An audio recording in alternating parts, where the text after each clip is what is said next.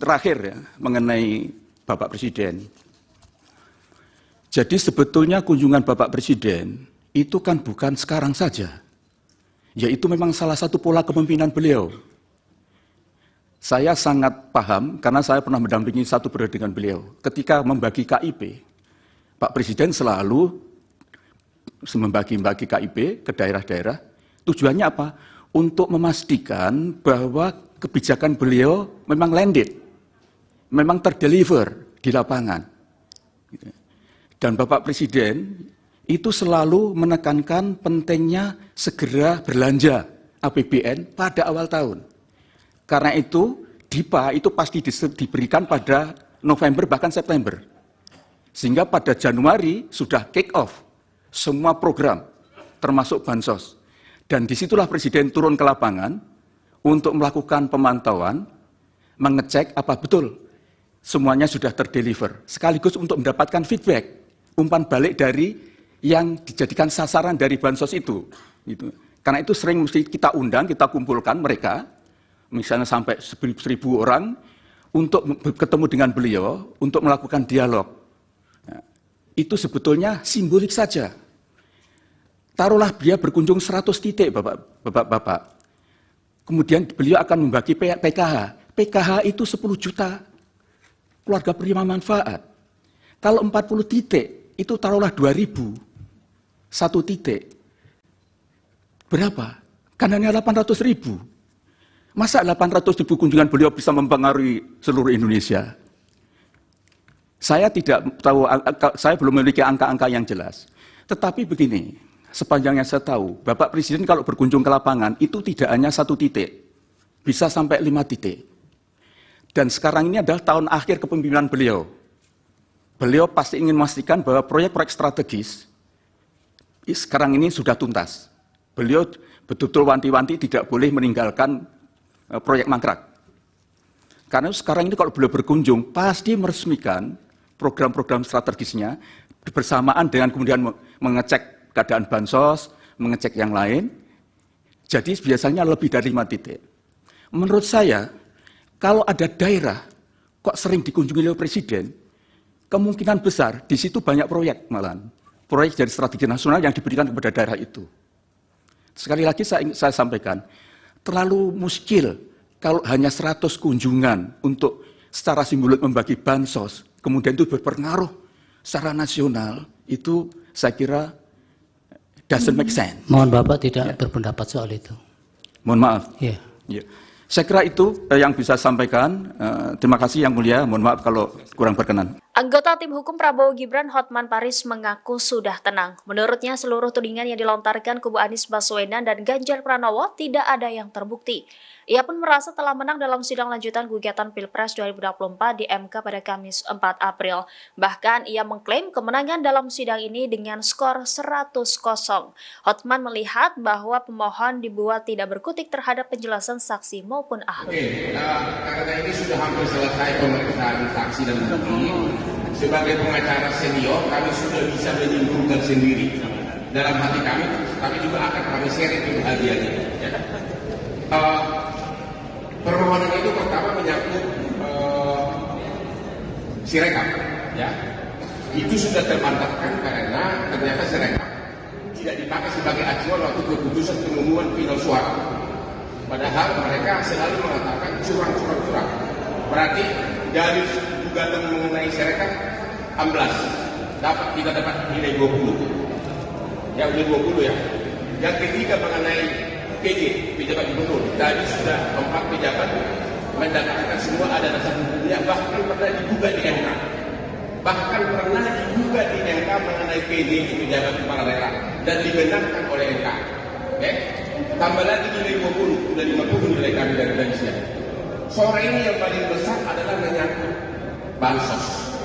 Benar-benar sangat menyebutkan, nggak berkutik mereka satu orang. Apalagi kalau beliau itu sudah berkutik, cuma pakai istilah bahasa Inggris, jadi jago gua bahasa Inggris.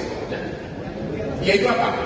Ternyata mereka tidak sadari bahwa bansos itu hanya bagian kecil dari perlindungan sosial, Perlinsos.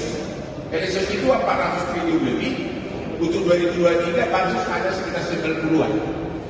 Dan itu pun nambah itu tadi oleh Bu Yusuf yang datang ke DPR ke Komisi 8 justru Ibu Risma yang minta tambahan untuk El Nino.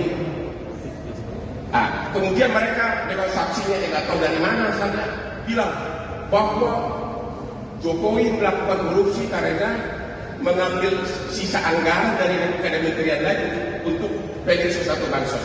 Ternyata di undang-undang APBN itu boleh, semuanya boleh. Ya, jadi dari bansos tadi hakim juga tadi pendapat juga semuanya mengarah tidak membantah. Tadi sore ini kita dapat nilai 70, jadi sudah 100 kosong.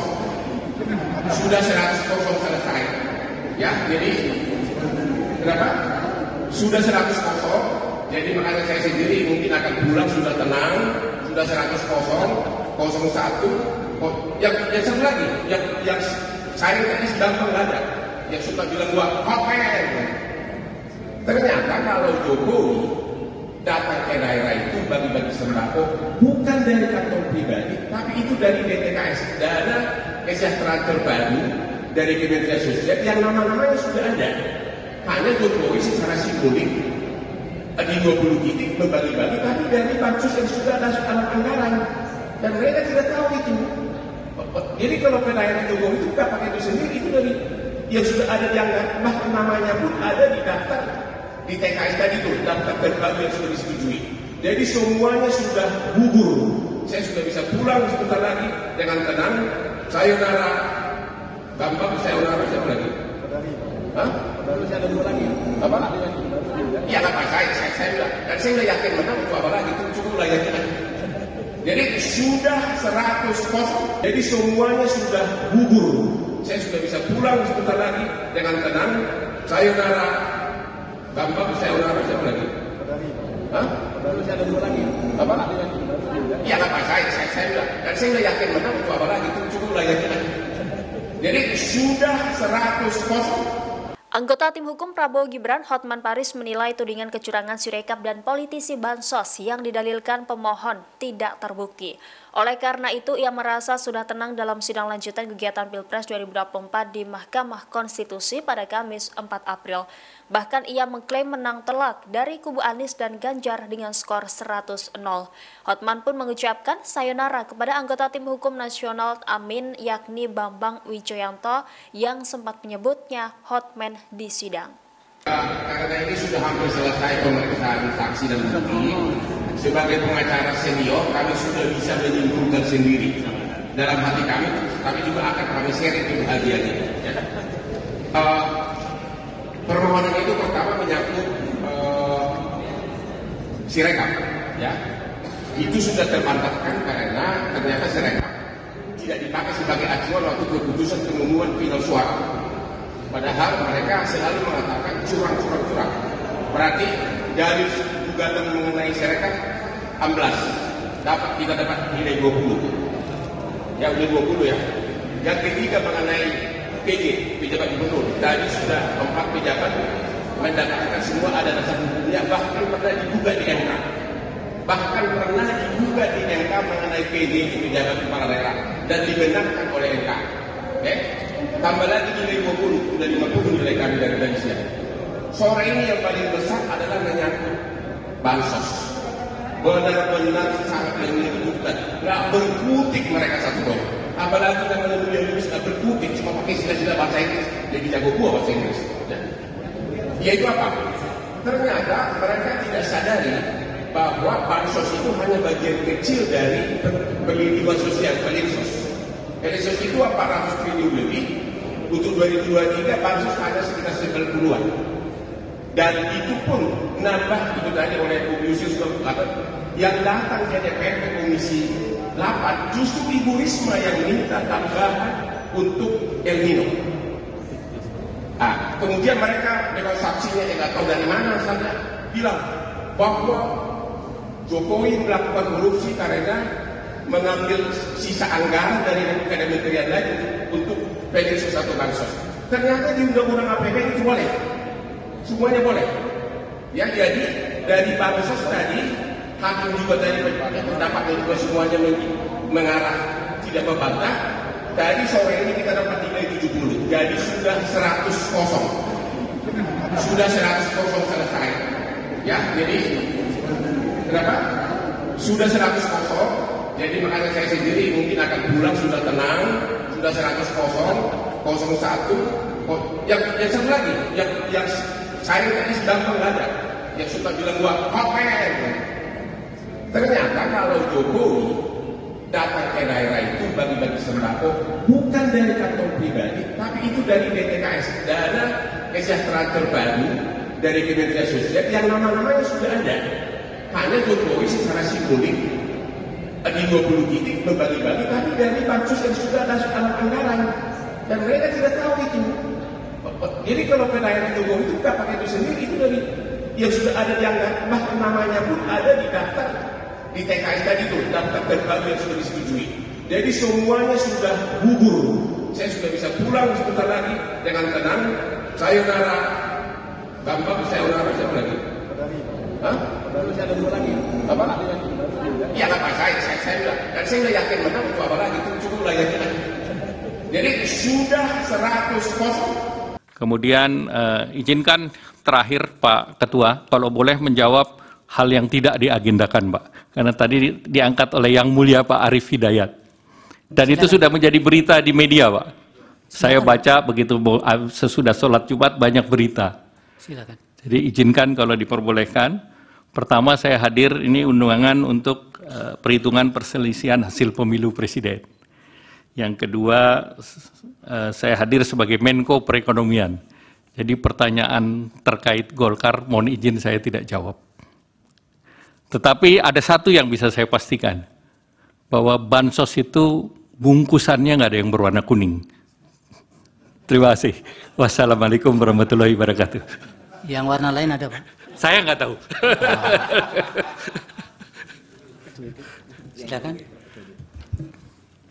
Baik, terima kasih Yang Mulia Pak Ketua. Terima kasih Pak Erlangga untuk jawabannya. Sedikit saja saya ingin konfirmasi tadi yang disampaikan oleh Pak Menko PMK bahwa kunjungan Pak Presiden itu untuk memastikan bahwa programnya itu landed ya. Dan pada saat itu ada mungkin pembagian tadi kartu pintar dan sebagainya. Nah, barusan Pak Erlangga menyampaikan bahwa Presiden itu ada dana bantuan Presiden bagi masyarakat. Nah, nomenklatur ini apakah bagian dari Perlinsos atau nomenklatur yang melekat pada jabatan Presiden? Mungkin bisa dikonfirmasi. Jadi nanti Bu Menteri Keuangan akan lebih menjelaskan, tapi pada prinsipnya ini sebagai hal yang melekat dengan Bapak Presiden. Demikian, terima kasih. Dan kedua terkait dengan kunjungan-kunjungan beliau, memang saya menggarisbawahi apa yang disampaikan Menko PMK, karena beberapa program yang di bawah koordinasi perekonomian, seperti kredit usaha rakyat, kemudian kartu prakerja, kemudian pada saat penanganan COVID, itu bantuan kepada kaki lima nelayan, itu Bapak Presiden juga turun mengecek langsung di lapangan. Dan di beberapa tempat saya mendampingi beliau. Demikian, terima kasih. Baik. Kemudian Kementerian Sosial, kemudian anggarannya dilakukan yang namanya automatic adjustment juga, meskipun 5%. Tapi 5% untuk Kementerian Sosial itu kan besar juga nilainya. Nah, oleh karena itu apakah ini juga untuk Kementerian Sosial akan dilakukan juga semacam automatic adjustment dalam kaitannya dengan anggaran bantuan sosial di Kementerian Sosial itu? Atau memang tidak dilakukan automatic adjustment khusus untuk Kementerian Sosial dan mungkin juga untuk kementerian-kementerian atau lembaga lain. Mungkin itu butuh penjelasan sedikit menyangkut hal tersebut.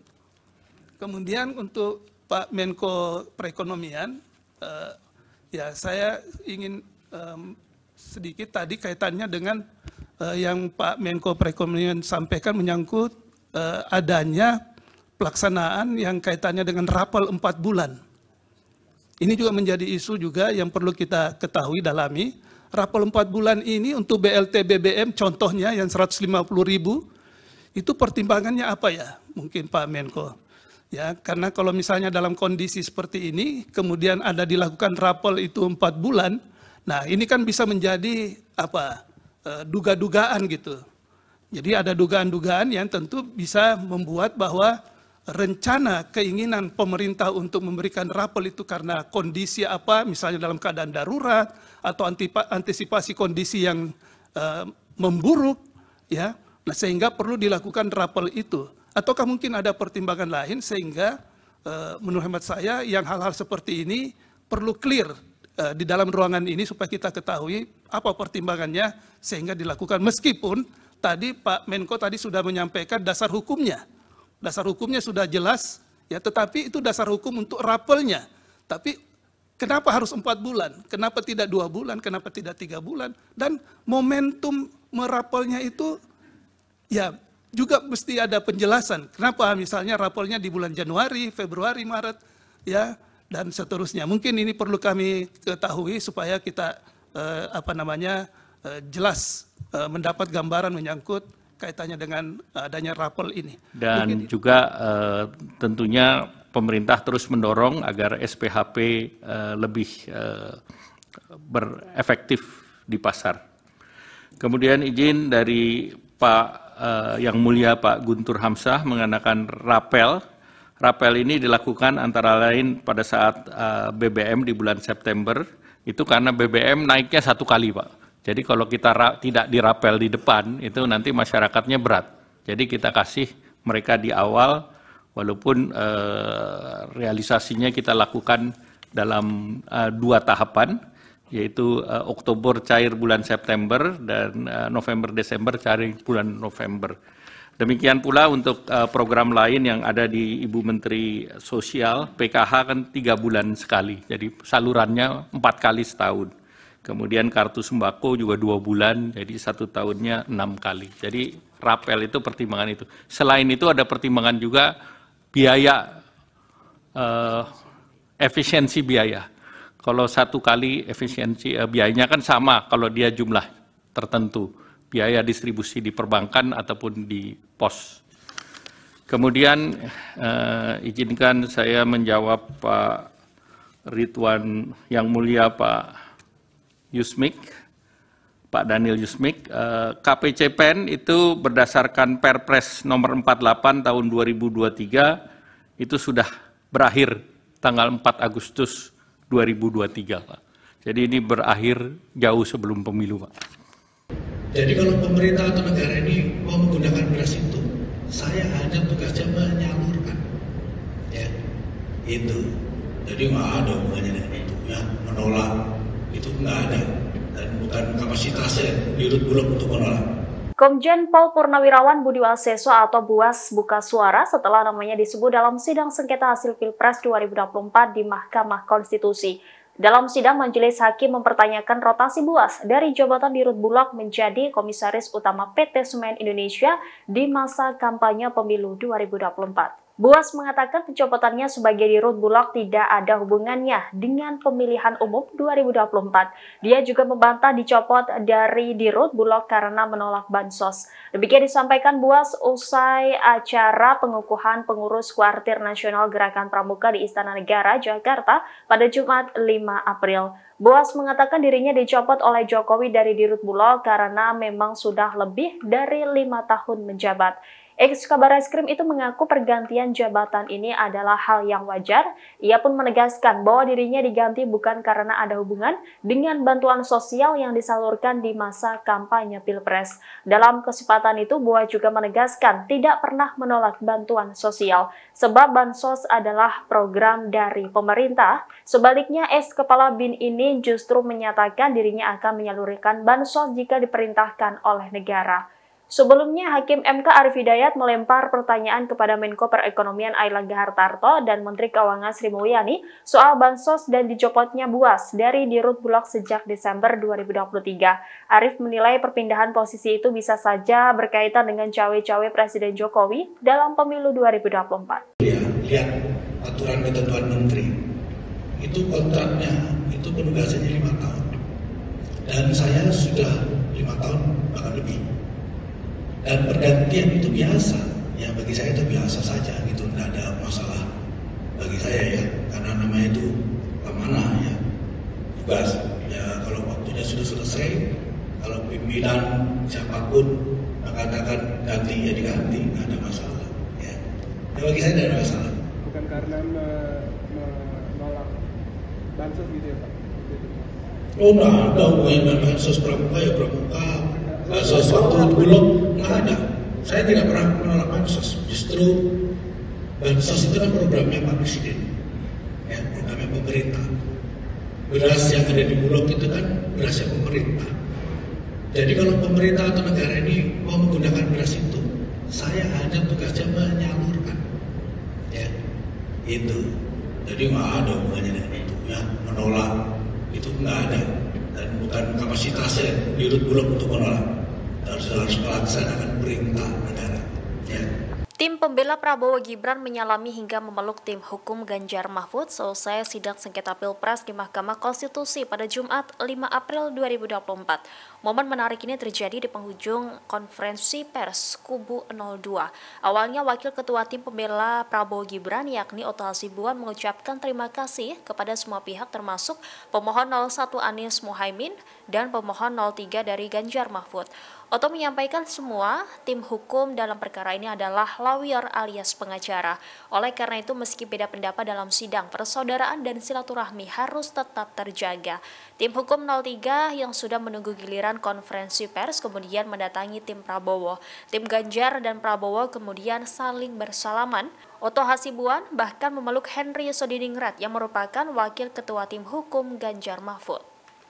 Atas nama tim Prabowo Gibran yang ada di sini semuanya dan sudah hadir, kami ucapkan terima kasih kepada teman-teman wartawan yang betul-betul bersusah payah menunjukkan komitmen kuat.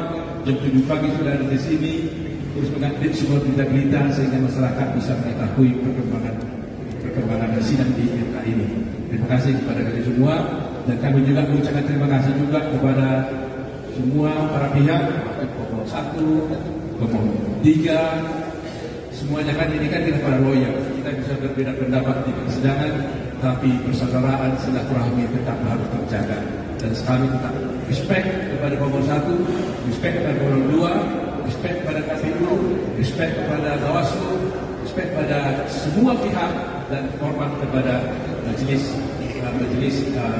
Mahkamah Konstitusi yang mulia. Terima kasih. Ya, betul ya.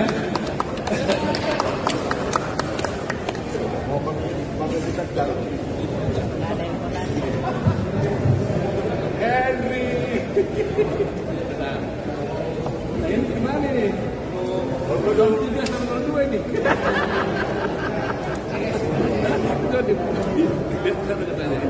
Ini nih 0302. Oke ya.